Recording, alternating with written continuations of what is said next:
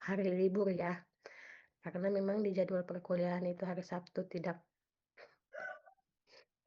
termasuk, eee, tapi karena beberapa alasan, salah satunya yaitu karena kita, ibu menginginkan Zoom satu angkatan dan mungkin waktunya hanya cocok di hari Sabtu, jadi, mmm, terpaksa kita harus kuliah di hari libur. Jadi mohon maaf sebelumnya apabila ada yang, terganggu di hari liburnya. Baik, untuk mempersingkat waktu, jadi pada pertemuan kita ini, fokusnya ke sistem manajemen, K3 di fasilitas kesehatan atau SMK3. Jadi nanti kita sebagai, calon administrasi kesehatan itu, kita bukan hanya perlu tahu kalau, di lapangan itu apa bahaya di lapangan, tapi yang kita perlu tahu itu adalah bagaimana mengelola bahaya-bahaya itu secara sistematis melalui SMK3 ini.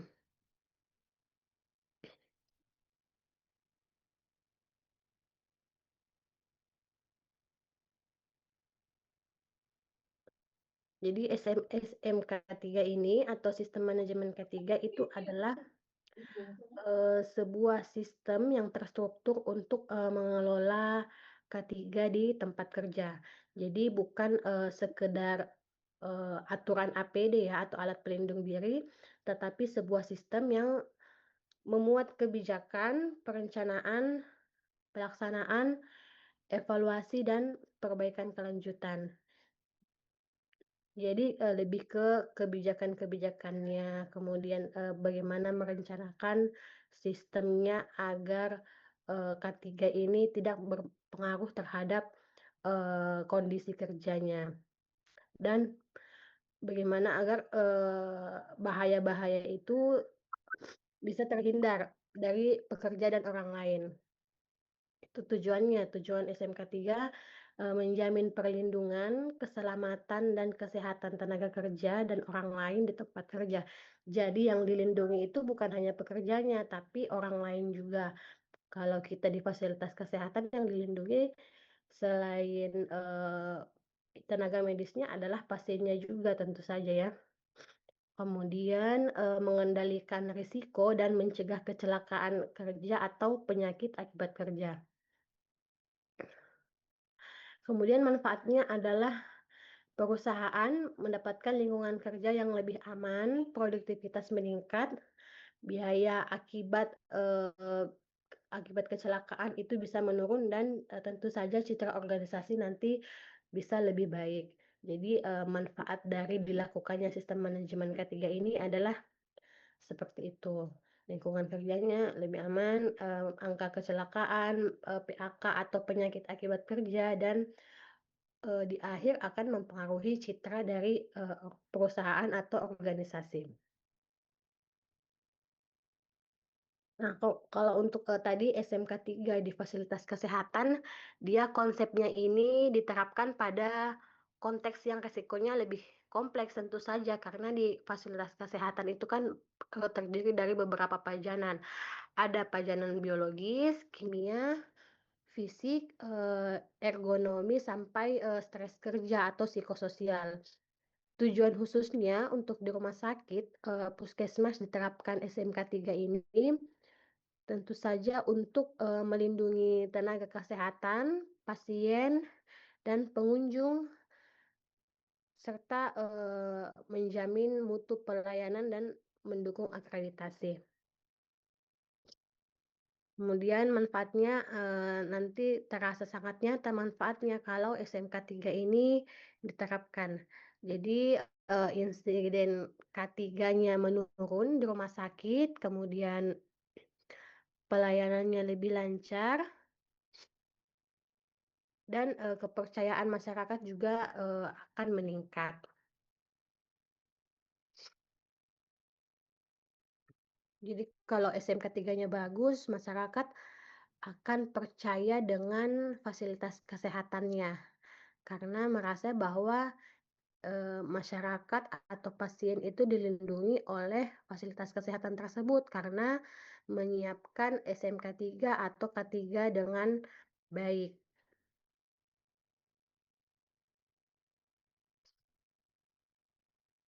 Kemudian adapun, dasar hukum SMK 3 di Indonesia, ini landasan utamanya ini adalah Undang-Undang Nomor 1 Tahun, 1970 tentang, keselamatan kerja yang mengatur, kewajiban pengusaha untuk, melindungi keselamatan pekerjanya.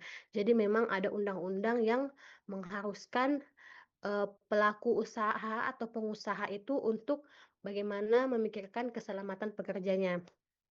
Kemudian ada juga undang-undang mengenai ketenagakerjaan ini yang menegaskan, hak pekerja atas perlindungan K3. Jadi dia lebih mengatur ke, hak pekerjanya ya atas perlindungan K3. Jadi pekerja itu berhak meminta perlindungan K3 terhadap, pengusaha atau pelaku usaha. Ada undang-undangnya. Kemudian, di atas itu ada juga peraturan pemerintah nomor 50, ini peraturan khusus tentang, SMK 3, misalnya peraturan yang mengatur penerapan, SMK 3 berbasis prinsip manajemen. Kemudian ada juga ini, Permenaker nomor 5 tahun 96, ini juga masih biasa dipakai untuk, rujukan. Ini ada pedoman teknis penerapan SMK 3.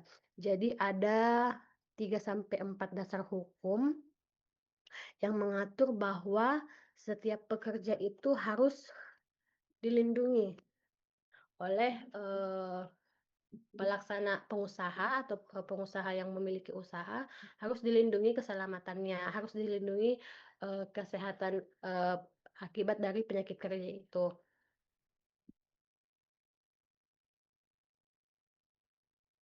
Untuk, kalau tadi ini dasar hukum SMK 3, secara umum, kalau khususnya dasar hukum SMK 3 di rumah sakit atau puskesmas, ini, dasar hukum yang, lebih spesifik lagi.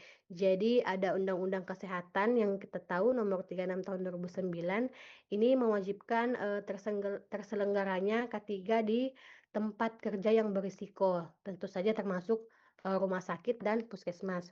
Kemudian lalu ada, Peraturan Menteri Kesehatan yang secara khusus, mengatur K3 di rumah sakit. Di sana menjelaskan bahwa setiap rumah sakit itu wajib, jadi wajib menyelenggarakan yang namanya, K3RS atau keselamatan dan kesehatan kerja, rumah sakit, yang meliputi penetapan kebijakan, perencanaan, pelaksanaan, pemantauan, dan peningkatan. Jadi ini adalah proses yang wajib rumah sakit, selenggarakan. Kemudian regulasi teknis lain, ada lagi contohnya, Permenkes tentang persyaratan teknis bangunan dan prasarana. Jadi syarat-syarat mengenai, teknis pembangunan, bangunan rumah sakit, prasarananya itu juga, diatur oleh regulasi atau kebijakan dari Permenkes. Jadi mengenai bentuk bangunan rumah sakit atau fasilitas kesehatan harus seperti apa, sarananya harus seperti apa, itu semua ada, minimalnya. Tujuannya adalah untuk mencegah terjadinya, kecelakaan kerja. Nah, sekarang kita masuk ke prinsip dasar SMK 3 ini, yaitu PDCA PDCA atau Plan Do Check Act. Ini merupakan kerangka utama sistem manajemen. Jadi mungkin kalau sudah belajar manajemen, ini hal yang akan sering kita dengar PDCA ya, karena ini siklus manajemen seperti ini. Karena SMK 3 ini merupakan sistem manajemen, jadi, prinsip dasarnya tentu saja ini, PDCA. Pada tahap plan, ini organisasi bisa atau wajib mengidentifikasi, bahaya, menilai resiko, lalu menyusun, tujuan dan program K3. Jadi di bagian plan atau perencanaan ya, harus mampu mengidentifikasi bahaya, kemudian, penilaian risiko, kemudian menyusun juga tujuan dan program ketiganya itu apa. Kemudian masuk ke do atau pelaksanaan itu melaksanakan program tersebut, program, yang sudah dibuat di plan-nya ini. Contohnya misalnya adalah pelatihan, kemudian pengendalian teknis, penyediaan APD dan, SOP atau standar operasional prosedur. Kemudian, tahap cek ini adalah memonitor dan, mengevaluasi melalui inspeksi, pengukuran, atau audit. Jadi ke tahap controlling ya, mengevaluasi. Kemudian act adalah tindakan proaktif dan, peningkatan yang berkelanjutan sesuai dari hasil evaluasi. Jadi, kita harapkan nanti adik-adik bisa menjelaskan, alur ini ya secara runtut, harus paham alur dari prinsip dasar dari SMK 3 ini, Plan, Do, Check, Act. Kemudian untuk, kalau tadi PDCA secara umum, kalau turunkan ke konteks fasilitas kesehatan, kalau pada tahap plan misalnya rumah sakit, bisa mengidentifikasi bahaya yang ada di IGD, ruang operasi, farmasi, lab, dan seterusnya. Melalui penilaian risiko, kemudian merencanakan program ketiga berdasarkan, bahaya-bahaya yang ada di setiap unit tadi. Kan ada banyak unit ya yang ada di rumah sakit, tentu saja masing-masing unit itu memiliki, bahaya yang berbeda, tingkat bahaya yang berbeda. Jadi di bagian plan-nya ini kita harus mengidentifikasi bahaya di setiap unitnya. Kemudian masuk ke pelaksanaan tahap selanjutnya, jadi rumah sakit menjalankan program, seperti pelatihan K3, kemudian, simulasi kebakaran, pengelolaan limbah medis, dan pengawasan APD, SOP kerja aman. Jadi semuanya itu, dijalankan. Biasanya mungkin adik-adik pernah lihat simulasi, kebakaran ya. Nah, itu merupakan salah satu dari, PDCA atau SMK 3. Salah satu, proses yang harus, dilakukan oleh perusahaan atau organisasi ataupun fasilitas kesehatan tentang, simulasi kebakaran atau simulasi, bencana. Pengelolaan limbah medis juga harus di ini, karena limbah medis itu masuk juga di K3 ya, termasuk di pencegahan, penyakit akibat kerja. Kemudian masuk dicek pada tahap cek, ini melakukan inspeksi K3, kemudian audit internal, kemudian, memantau apakah sudah berapa angka kecelakaan atau insiden, atau apakah ada kecelakaan atau insiden akibat dari kelalaian, K3 ini. Kemudian masuk di action, peninjauan dan peningkatan, K3RS. Jadi, direview berkala, revisi kebijakan, memperkuat pelatihan, terus apakah, harus menambah fasilitas keselamatan. Di act lebih ke, evaluasinya. Semisal apabila ada angka kecelakaan akibat, K3 ini ya. Nah, di Act-nya ini kita dievaluasi kira-kira apa yang menyebabkan ada terjadinya, penyakit akibat kerja. Apa, jadi dievaluasi dari awal kenapa bisa ada atau kenapa bisa terlewatkan, kelalaian tersebut.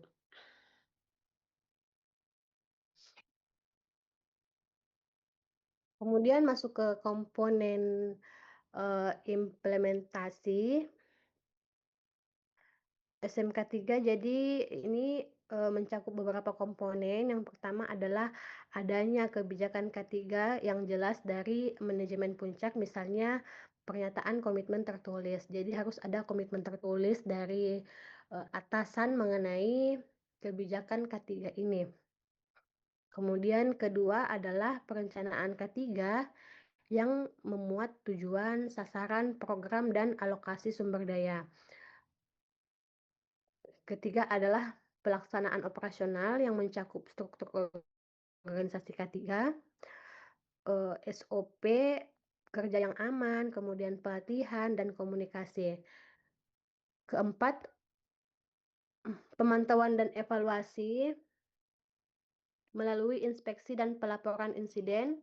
Kemudian kelima, tinjauan manajemen dan perbaikan berkelanjutan. Jadi, komponen-komponen, implementasi SMK 3 ini, harus mampu diimplementasikan, harus mampu dilaksanakan di, perusahaan atau organisasi. Untuk di SMK 3 rumah sakit contohnya, yang ada di Permenkes ini, contoh salah satu, implementasi SMK 3 ini adalah pembentukan tim atau komite RS, K3RS, dan penyusunan kebijakan K3RS. Kemudian penyusunan program, identifikasi bahaya dan penilaian, pengendalian risiko, limbah, keselamatan kebakaran. Kemudian untuk pelaksanaan programnya seperti pelatihan K3, simulasi kebakaran tadi, kebakaran dan bencana, kemudian pemeriksaan kesehatan kerja dan pengawasan penggunaan APD. Jadi penggunaan APD tentu saja itu bagian dari K3 ya, alat pelindung diri. Kemudian pemantauan kinerjanya seperti pencatatan dan pelaporan K3 rumah sakit, pencatatannya ini bulanan atau tahunan. Kemudian audit internal, investigasi insiden, insiden tadi kalau misalkan ada insiden ya, insiden, K3, kecelakaan akibat kerja itu diinvestigasi kira-kira kenapa, apa yang menyebabkan terjadi insiden tersebut. Jadi, jika ini selanjutnya tahap terakhir adalah perbaikan berkelanjutan. Jadi, direview secara berkala, kemudian penguatan, budaya K3RS agar menghindari yang namanya insiden-insiden kecelakaan akibat kerja. Kemudian ringkasan poin pentingnya, jadi, SMK 3 ini merupakan, sistem yang terstruktur untuk menjamin K3 dengan tujuan dan manfaat yang jelas bagi organisasi dan tenaga kerja. Dasar hukumnya ada, tadi sudah disebutkan, baik secara umum maupun secara lebih khusus, secara khusus untuk fasilitas kesehatan. Kemudian tadi prinsip utama dari SMK 3 ini adalah PDCA sebagai siklus perbaikan berkelanjutan. Kemudian implementasinya berupa kebijakan, perencanaan, pelaksanaan, pemantauan, perbaikan yang terintegrasi dalam manajemen rumah sakit atau puskesmas. Sampai sini, ada yang mau ditanyakan?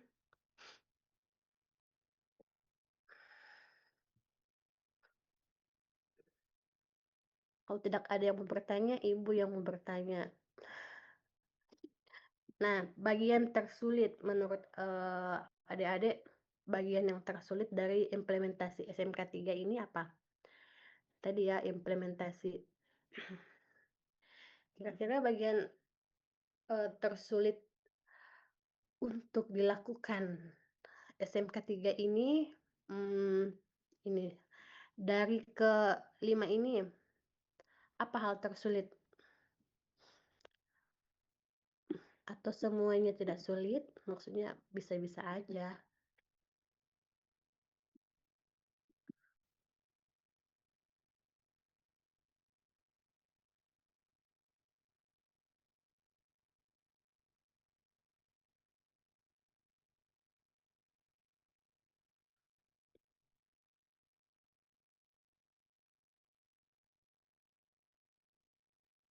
Oke, Irga. Mhm,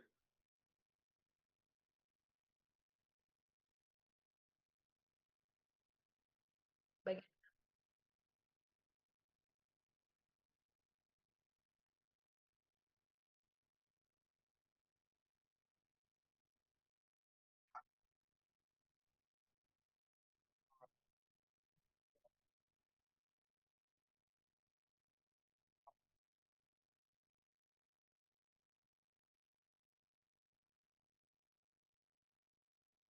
pelaksanaan ya. Oke. Oke, terima kasih Irga. Mana mukanya Irga?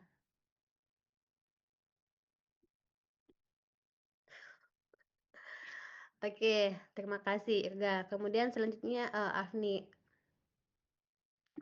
Baik, Ibu, terima kasih, Bu. Menurut saya yang paling susah diimplementasikan itu pada poin terakhir itu perbaikan nggak berkelanjutan, Ibu, karena masih banyak rumah sakit ataupun vaskes lainnya yang sudah melakukan pelatihan dan lain sebagainya macamnya, tetapi masih terjadi hal-hal yang tidak kita inginkan pada keselamatan kerja. Contohnya itu kemarin, Ibu, yang kebakaran di perusahaan drone kalau tidak salah. Begitu saja dari saya, Ibu. Terima kasih. Baik. Kemudian, ada satu lagi, Novi. Baik, Bu. Terima kasih, Bu, kesempatannya. Menurut saya yang paling susah itu di penyusunan programnya, Bu, karena kita harus mengidentifikasi dan menyusun, tunggu. Kita harus menganalisis dulu semua unit yang ada di rumah sakit, Ibu. Kemudian kita tidak sekedar menebak, tapi harus pakai banyak metode untuk menyusun. Kemudian juga harus menentukan tingkat risiko yang akan muncul, Ibu, dari program yang akan kita buat. Oke. Itu saja Novi dari penyusunan program. Iya, Ibu. Oke, terima kasih Novi. Kemudian, oke Raisa, silahkan. Tapi Ibu, menurutku semuanya susah Ibu, tergantung pada konteksnya juga Ibu, sama sumber daya yang tersedia di rumah sakitnya Ibu. Contohnya seperti apa?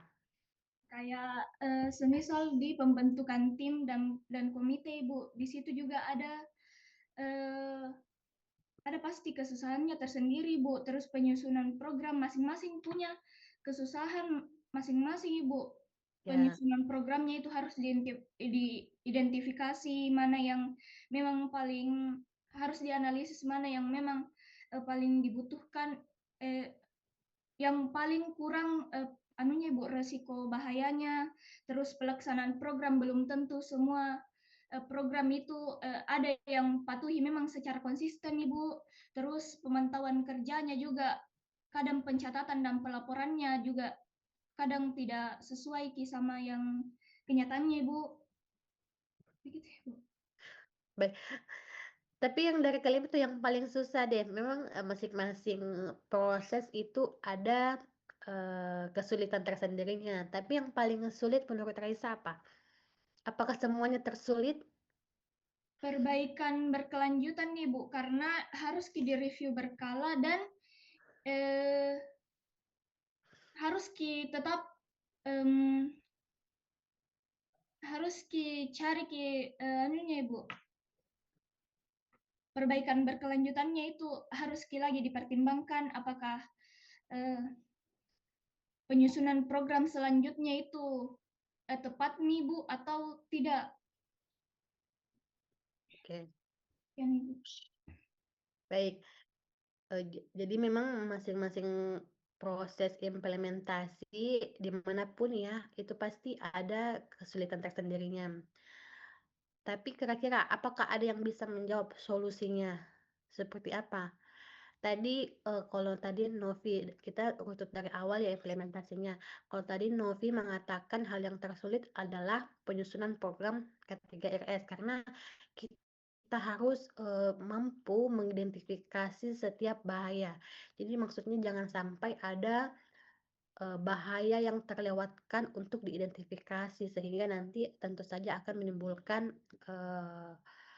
masalah di kemudian hari. Kira-kira solusinya seperti apa? Maksudnya kita harus mencegahnya seperti apa agar hal yang tersulit ini bisa dilewati.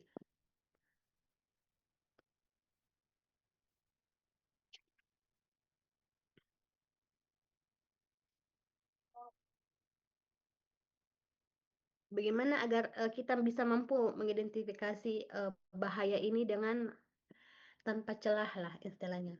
Jadi semua ya apalagi setiap unit ya, kemudian di unit tiap rumah sakit itu kan banyak masing-masing juga punya bahaya tersendiri.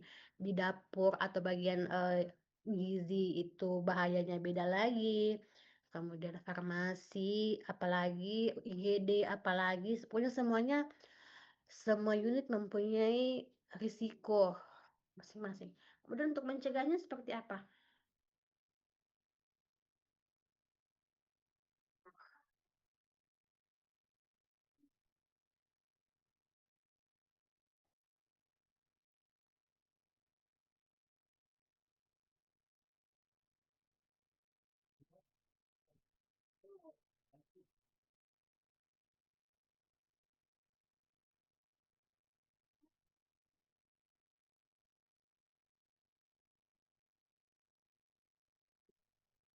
Tidak ada yang bisa menjawab.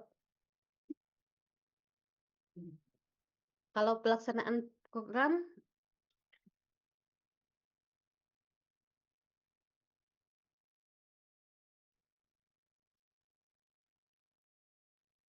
oke, Irga.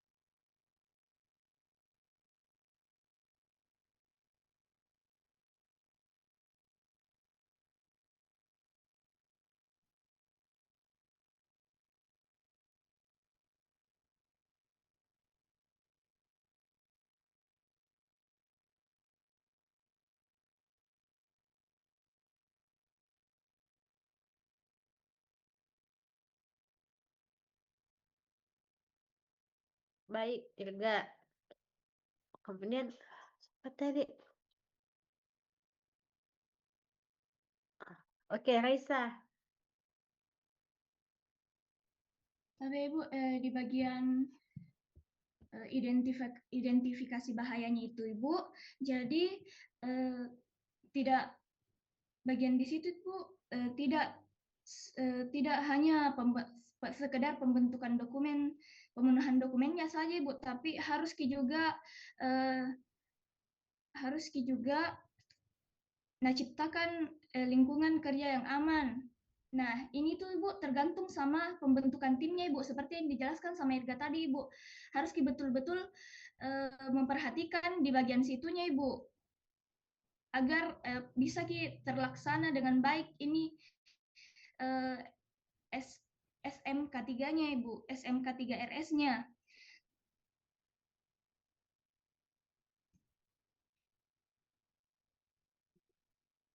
Itu saja Ibu. Oke. Baik, terima kasih, Raisa. Jadi hal yang paling krusial atau yang paling penting, yang paling pertama adalah tentu saja tim tadi ya. Pembentukan tim atau komite ketiga rumah sakit. Jadi memang timnya itu harus yang benar-benar paham mengenai K3 ini. Jadi memang harus profesional di bidangnya K3 karena oke, Safira silakan. Apa? Maaf Oh, terpencet. salah. Oke. Jadi memang yang paling ini adalah bentukan timnya. Kalau misalnya timnya sudah paham, sudah terlatih atau sering mengikuti pelatihan-pelatihan mengenai bagaimana mengimplementasikan K3 di rumah sakit, itu ke depannya akan lebih gampang, misalnya penyusunan unit. Apalagi kalau sudah terbiasa mengerjakan menyusun program K3 rumah sakit, mungkin hal untuk mengidentifikasi bahaya ini kurang lebih garis besarnya sudah mengetahui. Jadi akan lebih gampang untuk mengidentifikasi bahaya atau menilai resiko yang ada di setiap unit. Kemudian untuk pelaksanaan programnya tadi katanya memang hal yang tersulit adalah, pelaksanaan program. Jadi apakah, pelatihan ketiganya ini berjalan, asal-asalan atau tidak? Maksudnya asal asal ada asal mengikuti tapi, tidak diperhatikan baik-baik bagaimana pelatihannya, kemudian simulasi kebakarannya juga, pemeriksaan kesehatan dan, APD apalagi. Jadi ini masing-masing kembali ke kebijakannya, iya ndak? Misalnya pelaksanaan. Bagaimana kita pantau pelaksanaannya? Kalau misalnya, fasilitas kesehatannya itu ketat, misalnya setelah pelatihan diuji lagi pengetahuannya. Jadi nanti, tenaga kesehatan yang ikut pelatihan ini tidak asal ikut, karena setelah pelatihan akan diuji pengetahuannya mengenai apa yang kamu dapatkan di pelatihan. Itu bisa dicegah, eee, mengikut asal-asalan ya. Kemudian simulasi kebakaran juga harus diikuti dan dipahami oleh semua, tenaga kesehatan. Kemudian pemeriksaan kesehatan kerja mungkin ini, eee, tidak terlalu sulit kalau pemeriksaan, apalagi kalau di fasilitas kesehatan jika kerja toh. Kemudian pengawasan penggunaan APD. Nah, ini juga pengawasan penggunaan APD-nya harus dimonitor dengan baik. Caranya bagaimana agar semuanya, mengingat APD adalah dengan apa, bagaimana agar orang mau terus, menggunakan APD, agar selalu ingat, APD-ku. Peraturannya ya, peraturan dan sanksi mungkin. Jadi kalau misalkan orang, sengaja, aduh malas atau malas-malasan menggunakan APD misalnya handscoon. Padahal dia bekerja di bagian lab misalnya. Lab kan, rentan tercemar ya bakteri-bakteri, takutnya nanti akan, berpengaruh terhadap hasil laboratorium dari pasien. Misalnya orang labnya itu malas menggunakan APD atau handscoon berupa handscoon. Nah, itu bagaimana, cara mengatasinya? Siapa yang bisa menambahkan pengawasan penggunaan APD ini agar ketat penggunaannya? Tadi kalau di rumah sakit kan banyak pajanan ya, biologis, kimia, semuanya ada pajanan-pajanan. Jadi kompleks sekali ini bahaya atau resiko yang ada di, rumah sakit. Cara cara agar, nakes tetap disiplin menggunakan APD apa bagaimana?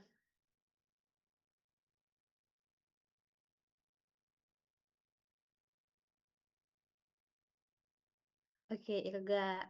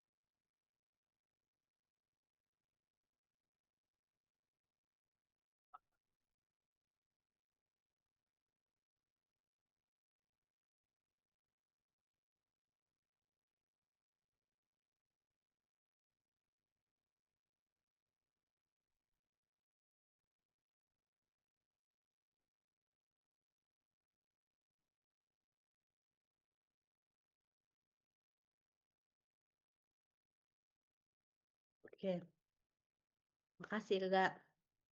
Yes, Alia. Baik Ibu, tadi karena aku dapat keresahanku jadi baru Kak mau bicara tentang yang mana paling penting dalam implementasi SMK 3 RS ini Bu. Apakah bisa? Silakan. Oh ya, baik Ibu, tadi saya setuju sama Irga kalau paling susah itu di pelaksanaan program. Cuman kalau Irga hanya membahas tentang bagaimana sumber daya manusianya itu, bagaimana tenaga kerjanya. Tapi kalau menurut saya dari faktor fasilitasnya juga, apakah fasilitasnya itu mendukung dalam pelaksanaan program ini? Begitu Ibu, bagi saya. Kasih. Ya. Fasilitas yang seperti apa contohnya, Alia? Contohnya bukan kemarin waktu COVID kita sangat kekurangan APD, bahkan sampai ada anak kecil yang menyumbangkan uang tabungannya untuk membeli APD bagi tenaga kesehatan ini, Ibu. Jadi harusnya juga dalam pelaksanaan program kita juga harus perhatikan fasilitasnya, Ibu. Baik. Ya. Baik, terima kasih Alia. Apakah ada yang mau menjawab ini, Alia? Ada yang mau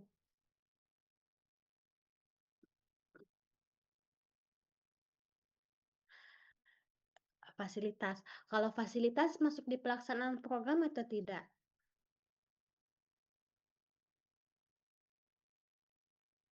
Memang fasilitas berpengaruh terhadap pelaksanaan program. Tapi kalau fasilitas itu memang hal yang penting ya, apa fasilitasnya ada atau tidak. Fasilitasnya itu masuk di mana kira-kira? Atau tidak masuk di dalam implementasi SMK 3 ini? Seperti apa?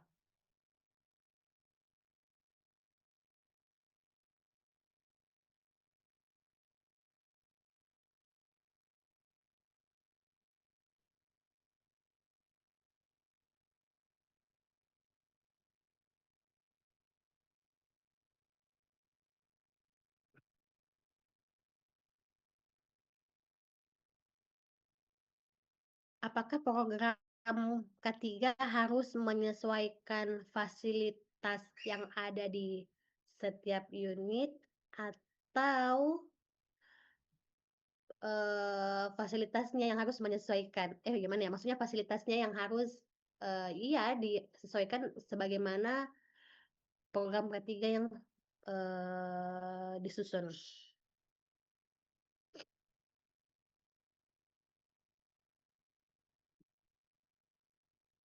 Oke, Novi, silahkan Novi. Baik Bu, menurut saya fasilitas yang harus menyesuaikan programnya Ibu. Karena kalau misalnya program yang menyesuaikan fasilitas, jika suatu unit itu tidak lengkap fasilitasnya, berarti programnya tidak bisa dilaksanakan. Tetapi kalau fasilitas yang mengikuti program, jadi programnya tetap bisa kita bisa melakukan program terbaik untuk suatu unit, kemudian unitnya nanti akan menyediakan fasilitas untuk mendukung program tersebut, Ibu. Oke. Ada lagi yang mau menambahkan mengenai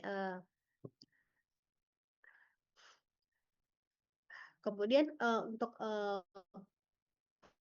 fasilitas atau alkes ya, fasilitas ya bahan dan alkes tadi yang disebutkan oleh Alia.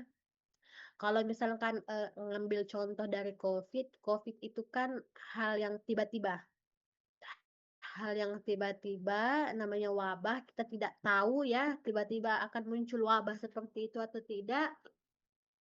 Jadi memang persiapan saat menghadapi wabah COVID kemarin itu sangat-sangat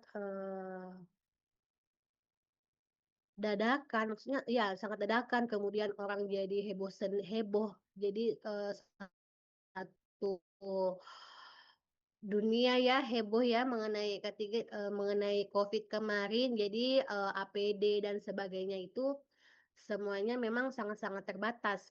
Jadi kalau untuk menyinggung soal wabah memang karena itu di luar dari, tapi memang setiap perencanaan itu ya, setiap perencanaan harus mampu memperkirakan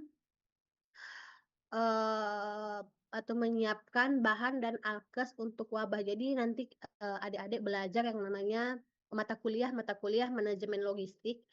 Jadi nanti di situ semester 6 4 semester 4 manajemen logistik, di situ akan dibahas mengenai bagaimana merencanakan logistik di rumah sakit atau fasilitas kesehatan. Jadi ada nanti yang namanya minimal minimum stok berapa stok, misalnya stok APD amannya berapa sih stok APD yang harus ada di rumah sakit. atau fasilitas kesehatan. Kemudian stoknya itu mempertimbangkan ada wabah atau tidak. Jadi nanti belajar mengenai itu manajemen logistik. Kemudian ada lagi yang mau berdiskusi mengenai ini. Oh, oke. Kemudian lanjut, kira-kira nanti kita sebagai administrator kesehatan di bagian mana kita bisa masuk ini?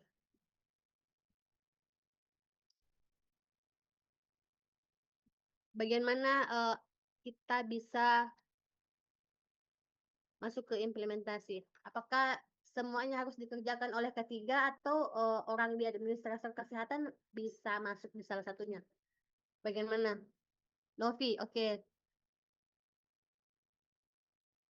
Baik Ibu, terima kasih.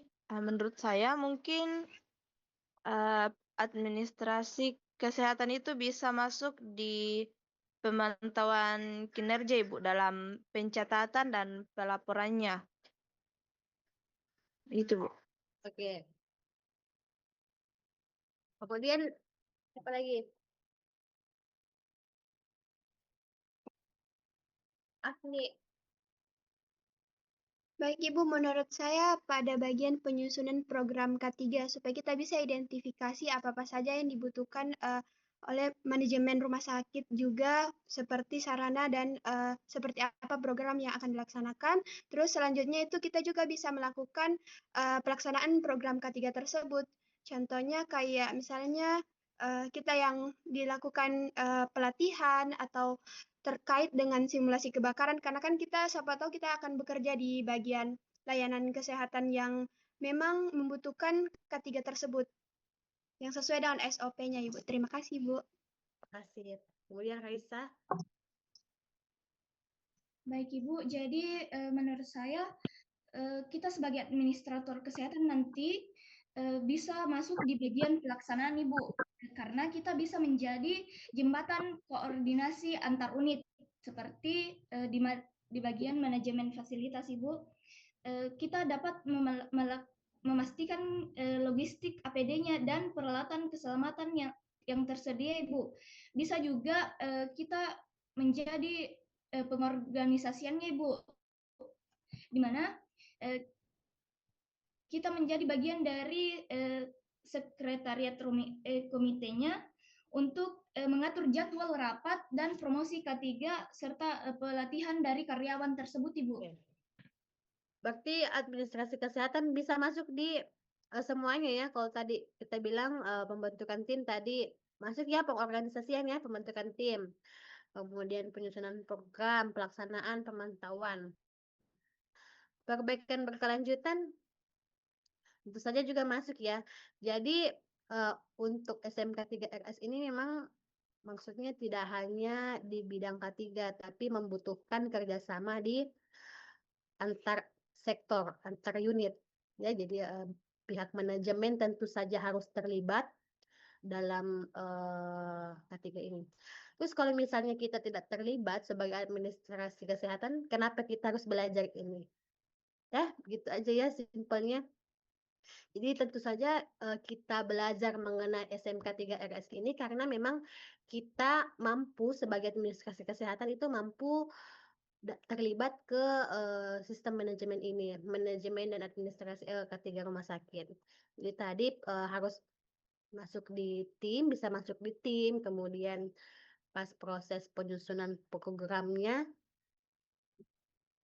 pelaksanaan tadi menjembatani logistik antar unit ya, tentu saja itu hal dasar yang dilakukan oleh sebagai administrator kesehatan di rumah sakit. Kemudian pencatatan dan pelaporan. Ini bagian admin. Bagian pencatatannya semua kasihkan ke admin ketiga, administrasi kesehatan.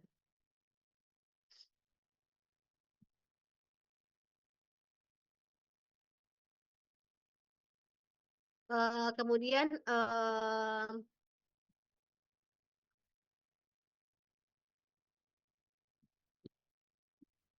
jadi untuk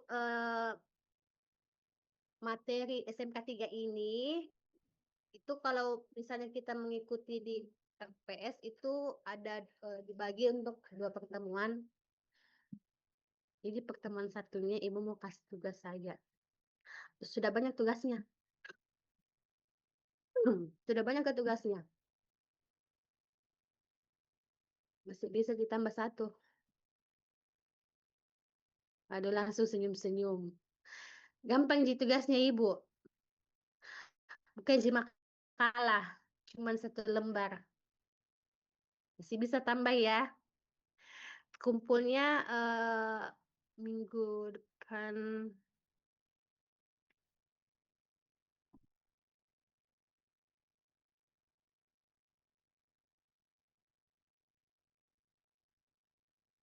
Jadi untuk minggu pertemuan selanjutnya sebenarnya ya ini berupa tugas ya. Tapi ini akan tergantung lagi nanti kesepakatannya bagaimana kerja kelompok atau tidak karena biasanya ada beberapa yang tidak setuju kerja kelompok. Karena temannya cuma numpang nama, cuma 1 orang yang mengerjakan. Jadi ini sebenarnya tingkat kesulitannya tingkat ya kesulitannya ini paling rendah karena nanti tugasnya adik-adik pilih salah satu unit kerja ya yang ada di fasilitas kesehatan. Ini bisa bukan hanya ini ya, ada beberapa unit misalnya juga radiologi masuk kan unit radiologi.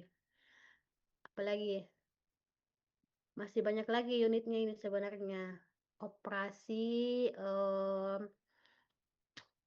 iya rawat inap, unit-unit poli. Oh iya. Kalau puskesmas ya ruang administrasi apotek. Pilih salah satu unit, kemudian tugasnya adalah mengidentifikasi potensi-potensi bahaya yang ada di tersebut. Potensi bahayanya berupa fisik, kimia, biologis, ergonomi, dan lain-lain. Jadi diidentifikasi potensi bahaya, kemudian dipilih 3 risiko prioritas.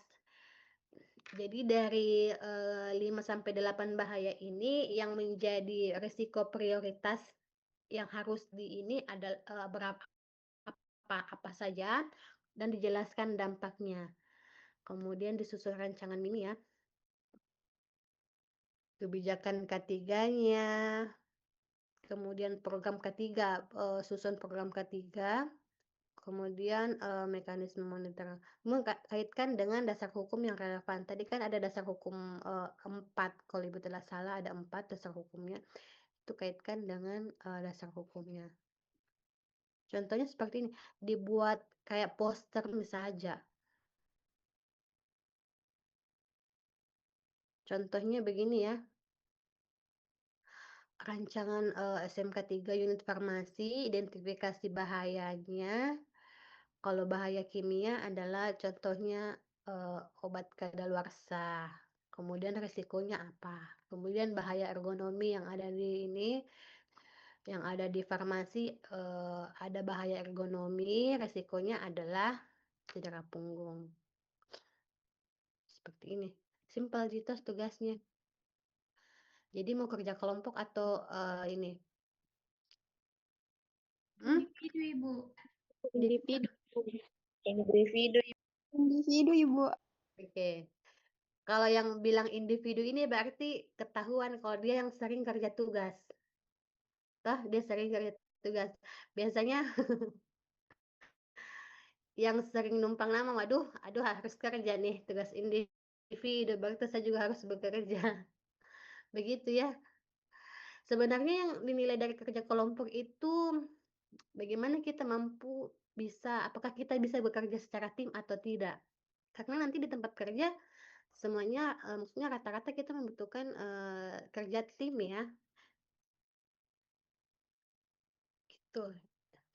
Tapi karena bagaimana yang lain ataukah ada yang mau kerja kelompok?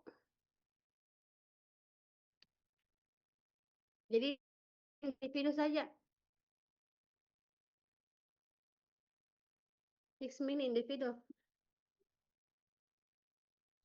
Ya, Ibu, fix. Oke lah. Bu menawarkan ya kerja kelompok atau individu karena maksudnya biar kalian punya opsi. Tapi enggak apa-apa kalau misalnya ada yang mau kerja kelompok. Enggak apa-apa, ini bebas ya, bebas mau berapa orang. Asal jangan satu tugas satu kelas, tidak ya. Bebas mau berapa orang. Mungkin ada yang kurang paham bagaimana mendesain ini enggak apa-apa kerja kelompok. Jadi oke, Ibu bebaskan yang mau individu boleh dikerjakan secara individu. Yang mau misalnya 2 3 orang juga boleh. Misalnya ada yang kurang paham ya. Jadi daripada susah temannya tanya-tanya, mending sekalian kerja kelompok sama temannya. Tapi asal betul-betul kerja, maksudnya bantu berpikir. Karena kan tadi mengidentifikasi risiko yang ada di unit, ada 5 sampai 8. Jadi harus mampu berpikir, apalagi nih, jadi ada teman diskusinya. Begitu ya. Tapi jangan menentu satu kelompok sampai 5 orang. Oke, Irga, kenapa?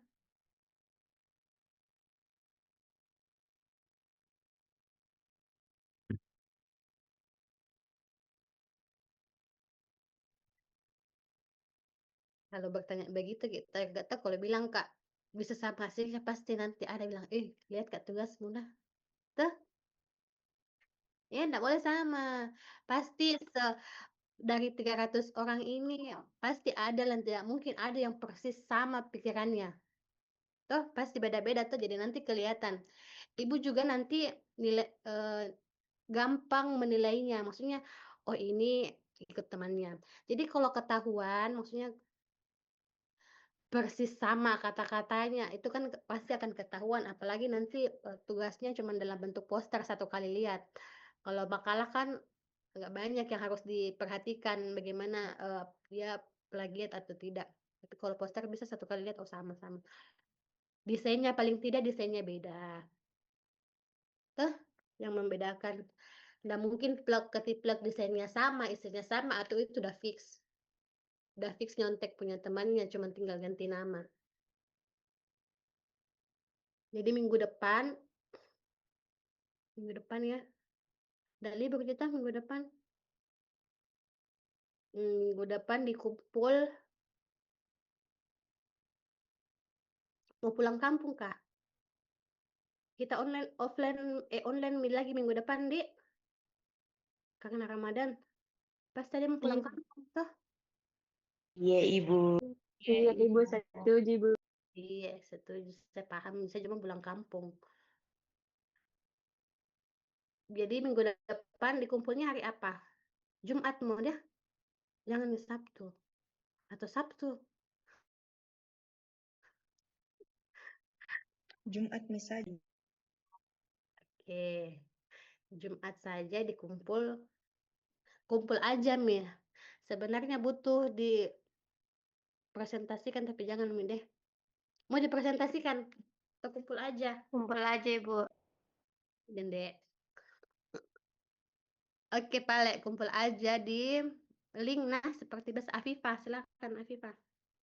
Izin bertanya, Ibu, hari ini diambil 2 pertemuan atau hanya 1 pertemuan, Ibu? 2 pertemuan, Dek. Nah, jadi satunya itu SMK 3, satunya tugas SMK 3. Baik, Ibu, terima kasih.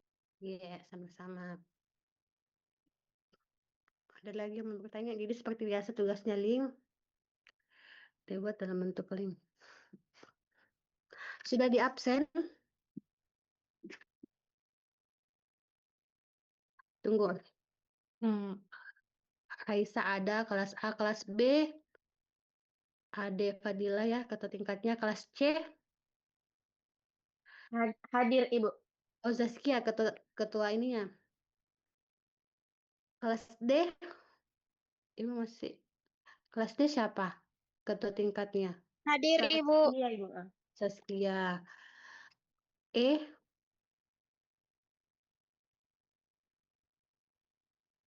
mana? Ketua tingkatnya kelas E. Muammar, Ibu. Oh iya, Muammar. Mana Muammar? Ammar. E25. Mana Muammar? Tidak ada.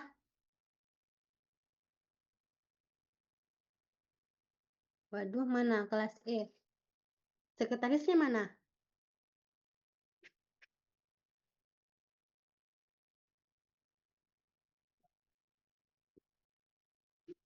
Hadir Ibu. Sudah di absen, Dek.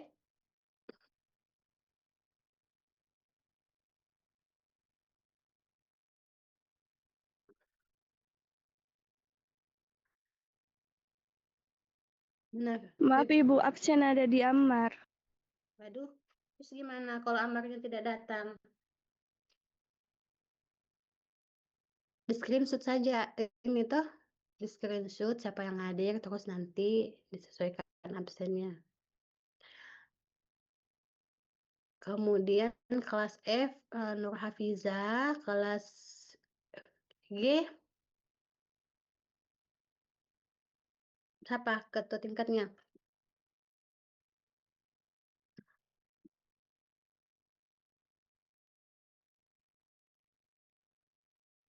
Audrey, Ibu. Tidak ada juga. Ih, Apa Ibu? Sudah di absen sama Kael Ibu. mana Mikael? Bu, Oh, Mikael pada tahu ketua tingkatnya tuh. Kita tuh Mikael bukan tahu. Bu, sekarang diganti nih Bu sama Audrey. Kenapa diganti? Tidak sih Bu, tukaran Bu, kan kemarin dia sekretaris jadi gantian lagi Bu, dia yang ketua tingkat. Oh begitu. Ya Ibu, Terus, oh sekretaris sebagai sekretaris kelas G. Oh, oke. G, H apa? Ibu tuh harus ingat ini ya ketua tingkatnya. Oh kelas H siapa? Tidak pernah dihubungi ibu kelas H. Belum. Mungkin ibu saya. Siapa? Afifah Oh ibu. Afifah. Belum pernah hubungi ibu tuh? Iya ibu. Iya. HI. Hadir Ibu. Oke, Wafdi sudah. Jadi maksudnya ibu harus tahu kenal masing-masing ketua tingkatnya untuk nanti lebih gampang koordinasinya. Berarti yang belum ibu save nomornya yang Afifah ya. Oke. Ada lagi yang mau ditanyakan? Ada yang mau bertanya? Jadi tugasnya dikumpul hari Jumat. Jamnya mungkin maksimal jam 3 sore aja. Hari Jumat itu kita sudah puasa ya? Iya, sudah puasa. Berarti sebelum buka puasa. Jam 3 sore sebelum sibuk mencari bukber dan takjil. Sudah kumpul memang tugasnya. Kemudian tugasnya individu, kelompok. Ya, ibu bebaskan sih. Karena mungkin ibu paham juga yang mau kelompok mungkin kurang paham atau tidak ada laptopnya, itu boleh, silahkan. 2 sampai 3 orang aja ya maksimal ya kalau yang mau kelompok. Yang mau individu juga boleh, sangat-sangat ibu bolehkan yang mau individu. Jadi bebas aja. Gitu. Ada lagi yang mau bertanya? Tidak ada, Mi. Lanjut palet tidurnya. Sudah, Mi.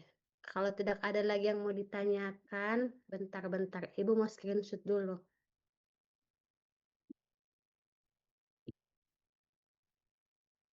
Kalau tidak ada yang mau ditanyakan,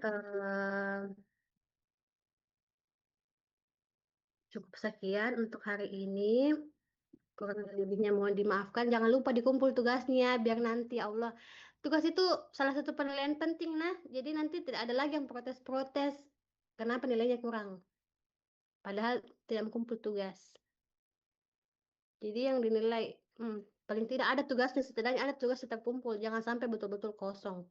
Ya, itu diingat adik-adik. Jangan sampai betul-betul tidak kumpul tugas. Terus bantu juga ingatkan teman-temannya, ketua tingkat, sekretaris, bantu ingatkan temannya sebelum dikumpul ke ibu. Di list dulu siapa teman yang belum kumpul tugas, terus didondor ke bilang, belum ada tugasmu, setidaknya ada, biar apa deh, yang penting ada nilainya, jangan sampai betul-betul kosong. Itu ya, demi nilai yang bagus. Ya, oke. Baik, kalau begitu, Ibu tutup pertemuan hari ini. Terima kasih banyak adik-adik, 1 jam, ya pas 1 jam ya, mengganggu di hari liburnya. Kurang lebihnya mohon dimaafkan. Assalamualaikum warahmatullahi wabarakatuh. Waalaikumsalam warahmatullahi Waalaikumsalam wabarakatuh. warahmatullahi wabarakatuh. Terima kasih, Terima kasih, Ibu. Bu.